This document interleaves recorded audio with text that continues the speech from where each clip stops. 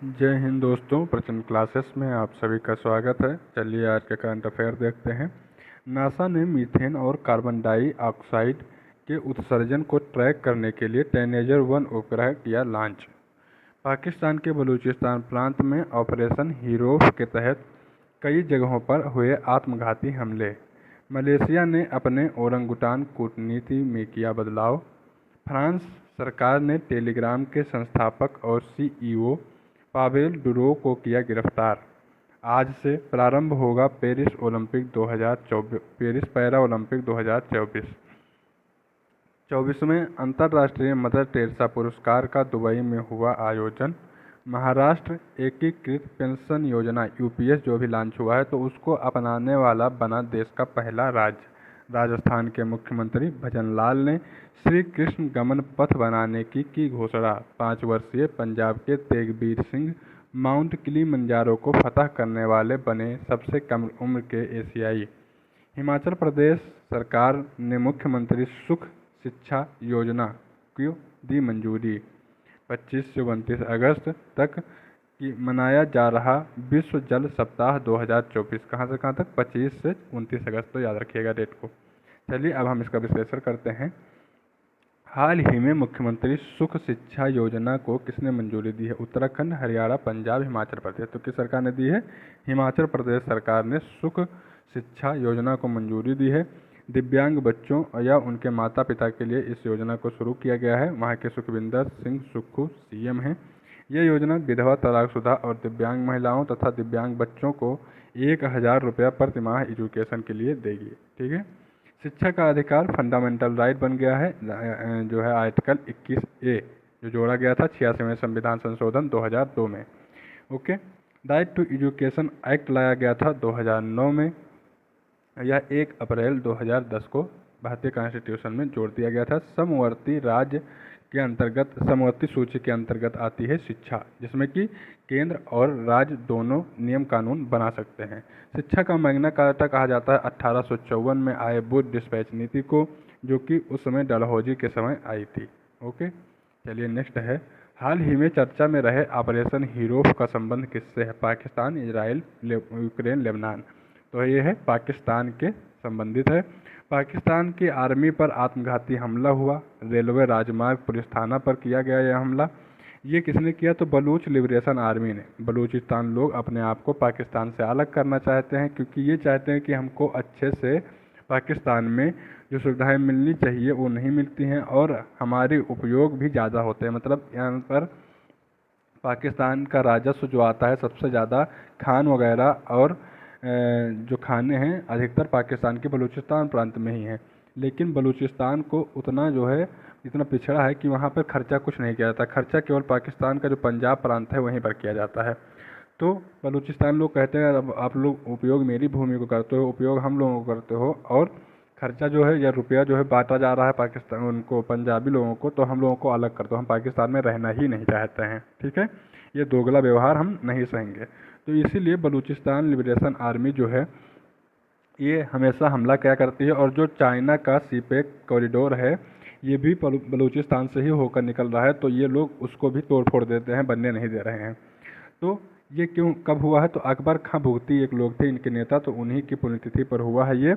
और लगभग इसमें 102 लोगों के मारे जाने की न्यूज है। 102 लोग नहीं, 102 पुलिसकर्मी या सिपाही जो वहाँ के हैं पाकिस्तान आर्मी के, वो मारे गए हैं। ठीक है। ऑपरेशन अजय इंडिया ने इजराइल में चलाया था। ऑपरेशन करुणा म्यांमार में, ऑपरेशन कावेरी सूडान में, ऑपरेशन इंद्रावती हैती में, ऑपरेशन पोलो हैदराबाद 1948 में चलाकर हैदराबाद को भारत में मिलाया गया था। ऑपरेशन गंगा यूक्रेन में, ऑपरेशन देवी शक्ति अफगानिस्तान में, ऑपरेशन जीरो और क्विट इंडिया मूवमेंट के दौरान 1942 में अंग्रेजों ने चलाया था। गांधी जी वगैरह जो बड़े नेताओं को गिरफ्तार कर लिया था। ऑपरेशन कामधेनु जे&के जम्मू कश्मीर में मवेशी पशुओं के लिए चलाया गया है। ऑपरेशन दोस्त किसके लिए? तुर्किस्तान में जब भूकंप आया था तब भारत ने चलाया था वहाँ के लोगों की मदद के लिए। हाल ही में चर्चा में रही ओरंगुटान कूटनीति का संबंध किससे है? Indonesia, Vietnam, Singapore, Malaysia. तो किससे है? ओरंगुटान कूटनीति ये जो है चेंज किया है मलेशिया ने, तो मलेशिया से ही है। ओरंगुटान जो है एक बंदर है तो इसको अभी तक उपहार में दिया जाता था, तो इसके उपहार को अब बंद कर दिया गया है। ठीक है। मलेशिया अपने पाम ऑयल एक्सपोर्ट के लिए जाना जाता है। ठीक है। तो पाम ऑयल ये बहुत एक्सपोर्ट करता है। ठीक है। ठीक है, चलिए हम लोग आगे बढ़ेंगे। ये देखिए ओरंगुटान बंदर है।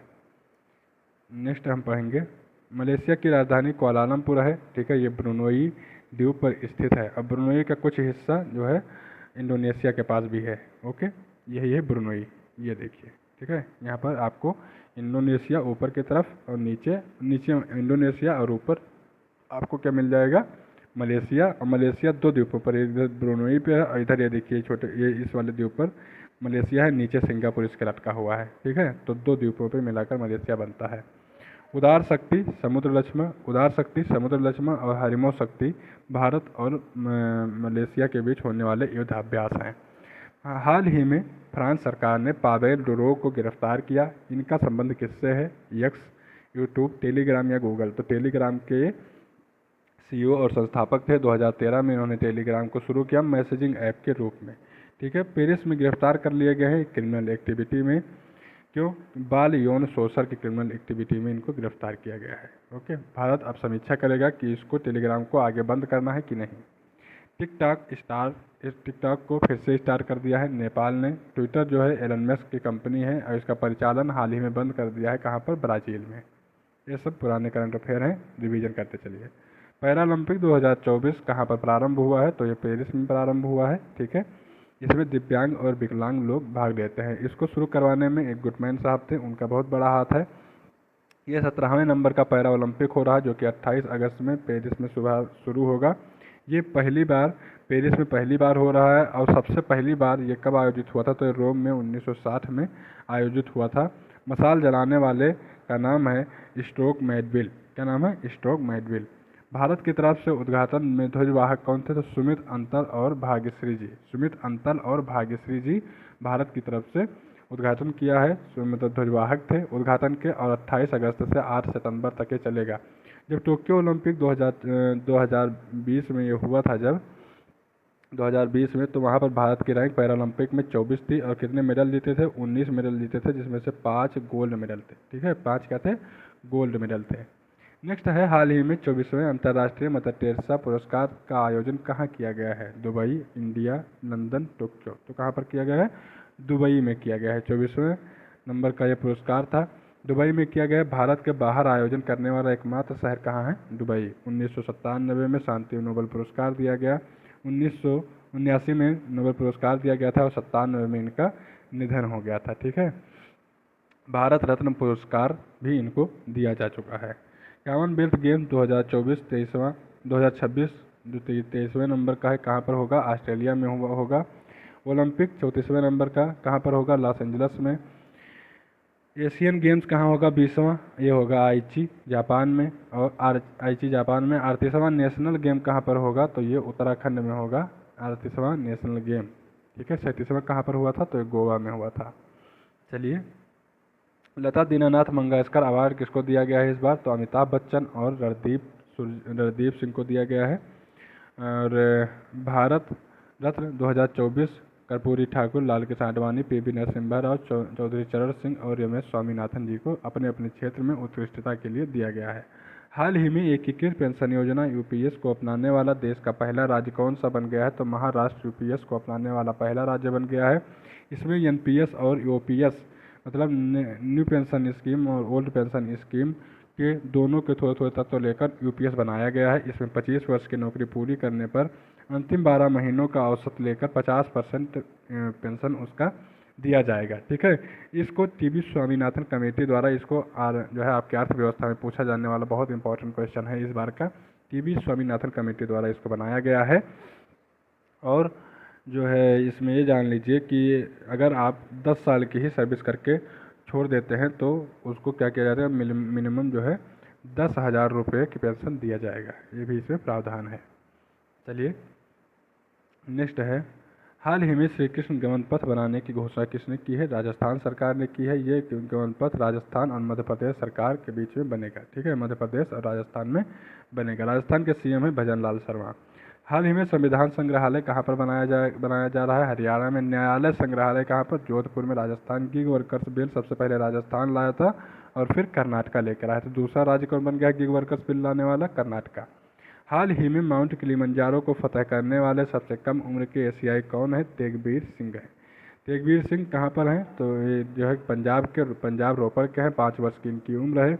अब माउंट किलिमंजारो को फतह करने वाले सबसे युवा एशियाई व्यक्ति बन गए हैं। ठीक है। अफ्रीका की सर्वोच्च चोटी है, 5895 मीटर की इसकी ऊंचाई है। चलिए नेक्स्ट है, हाल ही में नासा द्वारा लॉन्च टेनेजर 1 उपग्रह किसका अध्ययन करेगा? तो मीथेन और कार्बन डाइऑक्साइड का जो उत्सर्जन होता है उसका अध्ययन करेगा। टेनेजर 1 उपग्रह नासा ने लॉन्च किया है। फाल्कन 9 रॉकेट द्वारा इसको लॉन्च किया गया है। चलिए, मीथेन का सूत्र है CH4। CNG में जो है लगभग 90 to 95% होता है मीथेन, और LPG में प्रोपेन और ब्यूटेन होते हैं। ठीक है। जो मीथेन होगा इसका उत्सर्जन के मुख्य स्रोत हैं धान के खेत, कोल माइंस और वेटलैंड्स। चलिए आगे बढ़ते हैं। तो ये तो बहुत ज़्यादा इम्पोर्टेंट नहीं है, तो आपको हम आज के 10 करंट अफेयर जो थे वो देख लिया गया है। हम लोग अगली क्लास में मिलेंगे। अगर आपको ये सीरीज अच्छी लग रही हो तो कृपया चैनल को सब्सक्राइब करें और हमारा सहायता करें। मिलेंगे नए क्लास में, तब तक के लिए नमस्कार, बहुत बहुत धन्यवाद।